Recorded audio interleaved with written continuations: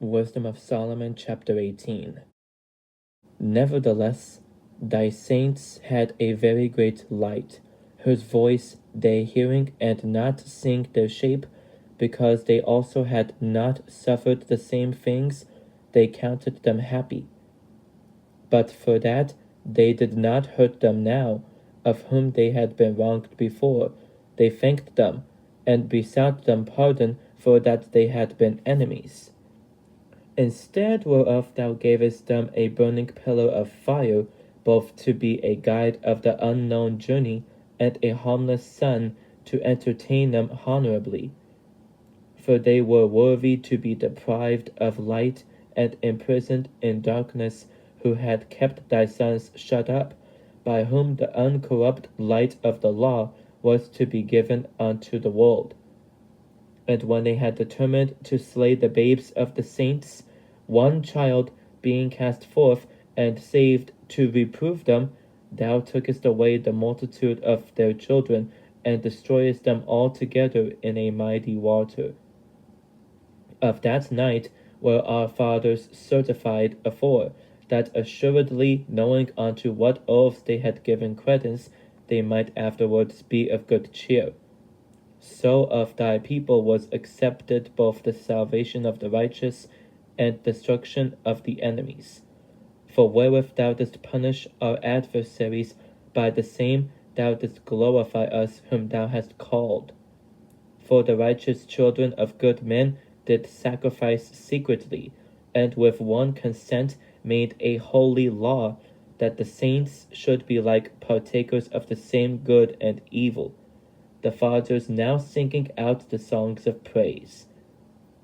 But on the other side there sounded an ill-according cry of the enemies, and a lamentable noise was carried abroad for children that were bewailed.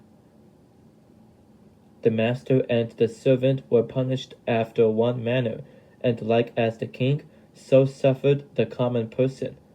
So they all together had innumerable dead with one kind of death, neither were the living sufficient to bury them. For in one moment the noblest offspring of them was destroyed. For whereas they would not believe anything by reason of the enchantments upon the destruction of the firstborn, they acknowledged this people to be the sons of the Most High. For while all things were in quiet silence, and that night was in the midst of her swift course, thine almighty word leaped down from heaven out of thy royal throne, as a fierce man of war, into the midst of a land of destruction, and brought thine unfeigned commandment as a sharp sword, and standing up filled all things with death, and it touched the heaven, but it stood upon the earth.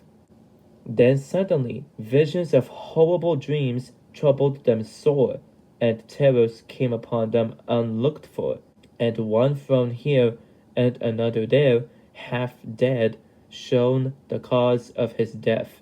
For the dreams that troubled them did foreshow this, lest they should perish, and not know why they were afflicted. Yea, the tasting of death touched the righteous also, and there was a destruction of the multitude in the wilderness, but the wrath endured not long. For then the blameless man made haste, and stood forth to defend them, and bringing the shield of his proper ministry, even prayer, and the propitiation of incense, set himself against the wrath, and so brought the calamity to an end, declaring that he was thy servant.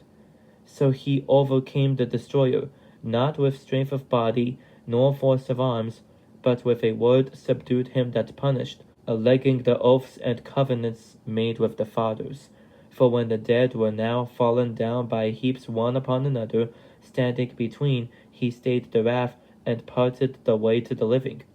For in the long garment was the whole world, and in the 4 rows of the stones was the glory of the fathers graven, and thy majesty upon the diadem of his head. Unto these the destroyer gave place, and was afraid of them, for it was enough that they only tasted of the wrath.